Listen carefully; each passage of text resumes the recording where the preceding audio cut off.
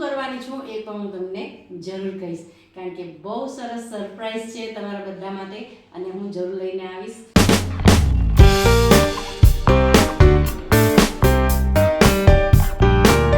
Hello, કેમ છો? મોજમાં રહેવાનું હો. તો અમે નવા ઘરે જેમ કે શિફ્ટ કર્યો છે, અમે નવા ઘરે આવી ગયા છીએ રહેવા. આ મારું ઘર છે 2.5 મીન્સ કે 2.5 BHK નું ઘર છે, જેમાં 2.5 બેડરૂમ છે, કિચન છે, લિવિંગ રૂમ છે, વોશયાર્ડ છે, બાલ્કની છે, 2 બાથરૂમ છે. તો હું તમને મારા આ નવા ઘરનું રિવ્યૂ આપીશ. રિવ્યૂ કહેવાય, શું કહેવાય, એટલે હોમ ટૂર આપીશ.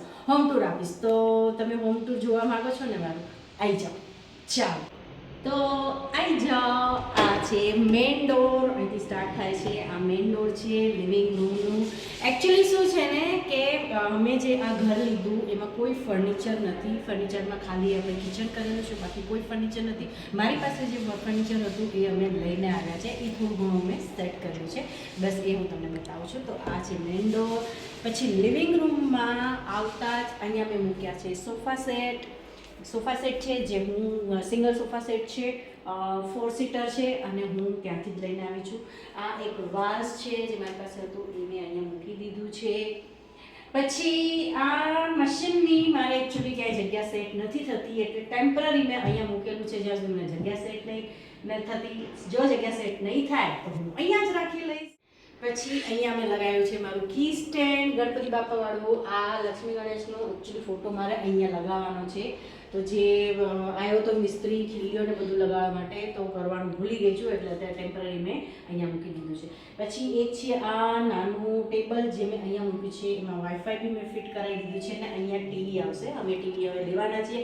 ફાઇનલી અમે 10 થી 12 વર્ષ પછી ટીવી લેવાના છીએ, કેમ કે અમે ટીવી જોતા નથી, એટલે ટીવી લેતા નથી, કેમ કે ટાઈમ, મની, આ તે બધું. તો અત્યારે હવે ઈચ્છા થાય છે કે લઈએ, તો અહીંયા એ ટીવી આવશે. નાનું જ લેવાનું છે, 32 ઇંચનું જ લેશું અમે. એ અમે અહીંયા લગાડી દઈશું. પંખા, લાઇટો બધું લગાડી દીધું છે અમે. પછી અહીંયા મેં મંદિર લગાવ્યું છે. અહીંયા છે ભગવાનનું મંદિર. દિશા પ્રમાણે મેં મંદિર લગાવી દીધું છે. અને આ ઘર મારું પ્રોપર વાસ્તુ પ્રમાણે છે, એટલે પ્રોપર 100% વાસ્તુ તો ક્યાંય ફ્લેટમાં હોતા નથી, થોડું ઘણું ફરક હોય છે, પણ એક છે વાસ્તુ પ્રમાણે. બરાબર. તો હું તમને હવે બતાવું આ ઘરની બાલ્કની. આવી જાઓ.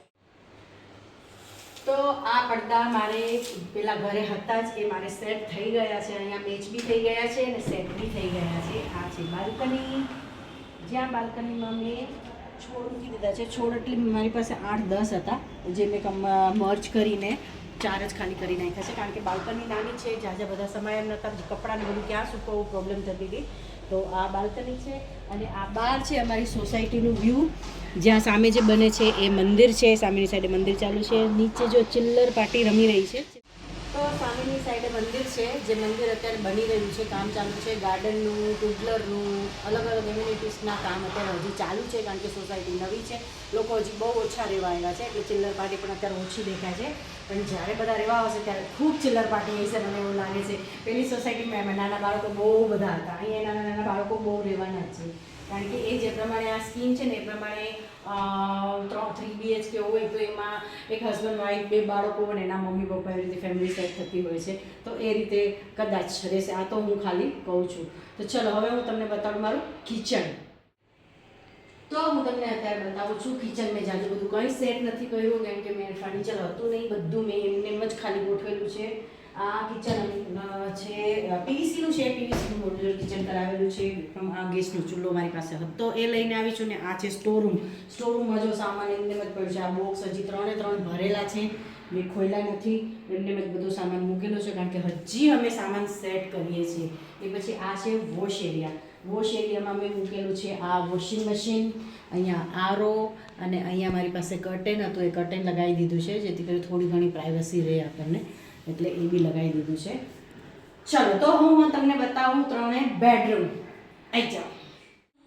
આ છે કોમન બાથરૂમ. કોમન બાથરૂમ થોડું નાનું છે, પણ માસ્ટર બેડરૂમનું બાથરૂમ થોડું મોટું છે. આ બાથરૂમ છે, જે અમે થોડું ઘણું સેટ કરી લીધું છે, કારણ કે બાથરૂમમાં ખાલી એક વસ્તુ જ લગાવી દીધી, ખાસ લગાડ્યું નથી.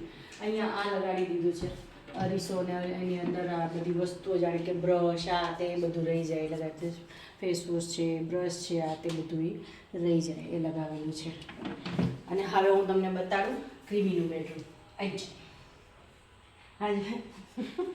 જીંજર જીંજર એનું બેડરૂમ જોવા ગઈ છે. નહીં આ જીંજરનું બેડરૂમ છે કા આ જીંજરનું બેડરૂમ છે યાર. જીંજર એનું બેડ બી જોવા ગઈ ત્યાં તો દોડતી આવી. તો આ છે જીંજર અને ક્રીમીનું બેડરૂમ. તો હું તમને બતાડું અહીંયા મૂકેલું છે મેં. આ બધું જે સામાન તમને દેખાય છે આ કોથળા ને આ તેને બધું દેખાય છે એ મારી ચણિયાચોળીનું કાચું મટીરિયલ છે જે અમારે બનાવીએ છીએ એટલે કાચું મટીરિયલ છે. એ હજી થોડું ઘણું પેક પડ્યું છે. અને આ છે વોર્ડરોબ ક્રીમીની. એકચ્યુઅલી મારી પાસે એક જ વોર્ડરોબ છે. એક વોર્ડરોબમાંથી 2 કરીને મેં અલગ અલગ રૂમમાં મૂકેલી છે. હાફ હાફ કરીને. શું જોઈએ છે તારે? જીંજરને એનું બેડ જોઈએ છે, આ જીંજરનું રૂમ છે અને આ સ્ટેન્ડ અત્યારે ટેમ્પરરી અહીંયા મૂકી દીધું છે. અને આ પડદા મારી પાસે હતા જે મારે અહીંયા સરસ સેટ થઈ ગયા છે. થોડા સા મને અનમેચિંગ લાગે છે પણ હવે ચાલે અત્યારે ટેમ્પરરી. આપું તને આપું. ચાલો તો હવે અડધું બેડરૂમ છે જેમ કીધું કે અઢી બેડરૂમ છે. એમાં એક બેડરૂમ મેં તમને બતાવ્યું. હવે તમને બતાવું અડધો બેડરૂમ છે ફાલ્ગુન બેડરૂમ. તો એ બતાડું તમને કારણ કે એમાં સામાન બહુ રૂમ નાનું છે કારણ કે અડધો જ રૂમ એટલે અડધો રૂમ એ પ્રમાણે જોઈએ નાનું રૂમ છે. આ પણ મારે આ સામાન બધું ભર્યું છે. આ મારે ચણિયાચોળીનું કાચું મટીરિયલ છે બધું. અહીંયા ફાલ્ગુન માટેની નાની એક મૂકેલું છે. નાના થોડા ઘણા કપડાં મૂકે બાકી ક્રીમી સાથે બેડ વોર્ડરોબ શેર કરે છે.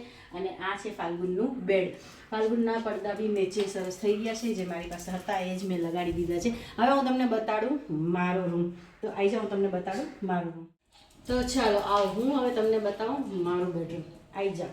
આ છે મારું બેડરૂમ જેમાં એક આ નાનો અરીસો લગાવેલો છે કેમ કે મેં પેલું શું કહેવાય ડ્રેસિંગ ટેબલ કે કંઈ લીધું નથી. ફર્નિચર કંઈ કરાયું નથી. આ છે મારું ટેબલ પ્લાસ્ટિકનું જેમાં હું ચણિયાચોળીને બધું કટિંગ કરું છું જેની. અને આ બધું હજી એમને પડ્યું છે. આ એક વોર્ડરોબ છે જે ક્રીમીનું વોર્ડરોબ છે અને આ વોર્ડરોબ છે. બે એક જ વોર્ડરોબ હતા. એકમાંથી 2 ભાગ કરીને અમે એક મેં રાખ્યું છે અને એક ક્રીમી રાખ્યું છે કારણ કે ફોલ્ડિંગ છે ભાગ પડતા હતા એટલે અમે ભાગ પાડીને મૂક્યું છે. ક્રીમીને મેં 2 ભાગ પાડી લીધું છે વોર્ડરોબનો. તો અડધું ક્રીમી રાખ્યું ને અડધું મેં રાખ્યું છે. જે ક્રીમીનું છે એ ફાલ્ગુન અને ક્રીમી 2 યુઝ કરે છે અને હું મારું એકલી યુઝ કરું છું બધું કારણ કે મારી વસ્તુઓ અમુક વધારે હોય એટલે મેં લઈ લીધું છે. આ મારું બેડ છે અને આ બધી વસ્તુઓ છે ચણિયાચોળીની ને આ ને તે ને બધું. પછી એક પડદો મેં અહીંયા લગાવેલો છે કારણ કે અહીંયા નાની છે ને બારી છે અને 2 પડદા મેં અહીંયા લગાવેલા છે જે અમારે ત્યાં એ ઘરે હતા બધાના બેડરૂમમાં મેચિંગ પડદા આવી ગયા છે સૌના. અને આ છે બાથરૂમ. અહીંનું બાથરૂમ મોટું છે થોડું. આ બેડરૂમનું બાથરૂમ થોડું મોટું છે. A few moments later. તો હવે હું તમને એ કહું કે આ ઘર પોતાનું છે કે રેન્ટ ઉપર છે. આ ઘર છે અમારું રેન્ટ પર. પહેલાં મેં રહેતા હતા એ અમારું પોતાનું ઘર હતું 3 BHK. આ અમારું રેન્ટ ઉપર છે. એ મેં વેચી નાખ્યું છે.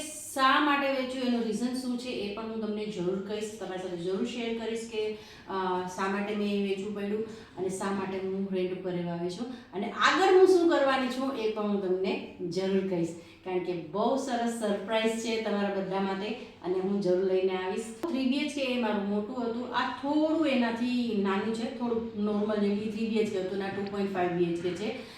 આમ સેમ જેવું છે. મેં બીજા બહુ બધા રેન્ટ ઉપર જોયા પણ મને ગમતા જ નહોતા કારણ કે મારું એ ઘર બહુ સારું હતું હવા ઉજાસવાળું. એ આ ઘરે મારું હવા ઉજાસવાળું સરસ છે. ઓપન પેલું કિચન છે. મને પેક નથી ગમતું. ઓપન કિચન છે. ત્યાં બી ઓપન કિચન હતું તો એ રીતે જ મેં લીધું છે. અને એ ઘર મારું વેચાઈ ગયું છે. એનું બધું જે હતું એ બધું પતી ગયું છે. બધી પ્રોસેસ આ તે બધું પતી ગયું છે. અને આગળ અમે શું પ્લાન કરેલું છે એ પણ હું તમારી સાથે શેર કરીશ. તો તમને બધાને આ ઘર કેવું લાગ્યું? ભલે રેન્ટનું છે પણ મને એમ થયું કે હું તમારી સાથે શેર કરું શું છે શું નહીં તમારી સાથે વાત કરું. તો બસ એટલા માટે હું આ વિડીયો લઈને આવી હતી. તમને આ વિડીયો કેવું લાગ્યું, ઘર કેવું લાગ્યું કમેન્ટ કરીને જરૂર કહેજો.